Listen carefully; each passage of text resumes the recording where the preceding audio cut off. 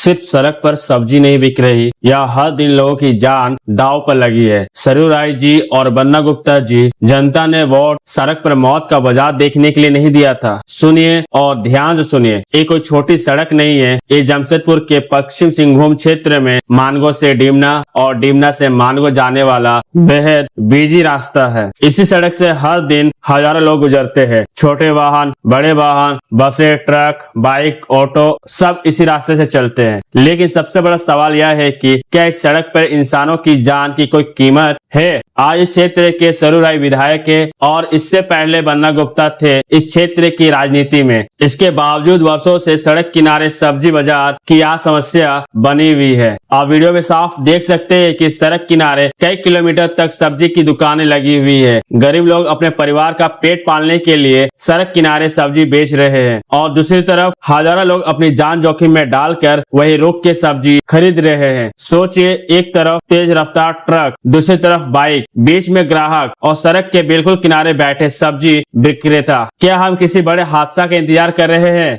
अगर आज कोई ट्रक का ब्रेक फेल हो जाए, अगर कोई कार चालक नियंत्रण खो दे, अगर किसी बाइक का बैलेंस बिगड़ जाए तो कुछ सेकंड में कितने परिवार तबाह हो सकते हैं। तो जिम्मेदारी कौन लेगा, सरयू राय जी या बन्ना गुप्ता जी? उस दिन टीवी चैनलों पर ब्रेकिंग न्यूज चलेगी, दर्दनाक हादसा, कई लोगों की मौत, लेकिन उसके बाद 2 मिनट का संवेदना, कुछ ट्वीट, कुछ बयान और फिर सब भूल जाएंगे। लेकिन जिन परिवारों का कमाने वाला चला जाएगा, उनकी जिंदगी कभी पहले जैसी नहीं होगी। सबसे दुख की बात यह है कि यह समस्या आज की नहीं है, यह स्थिति वर्षों से बनी हुई है। अगर इतने वर्षों से सड़क किनारे यही व्यवस्था चल रही है तो सवाल उठाना स्वाभाविक है कि आखिर इस समस्या का स्थायी समाधान क्यों नहीं निकाला गया। यह किसी एक गरीब सब्जी विक्रेता की गलती नहीं है। वह वहाँ शौक से नहीं बैठा है, वह इसलिए बैठा है कि क्योंकि उसे अपने बच्चों का पेट भरना है। अगर उसके पास सुरक्षित और व्यवस्थित बाजार होता, अगर उसे उचित स्थान मिलता, तो शायद वह खुद भी सड़क किनारे बैठना नहीं चाहता। इसलिए समाधान गरीबों को हटाना नहीं है, समाधान उन्हें सुरक्षित जगह देना है। हमारा सवाल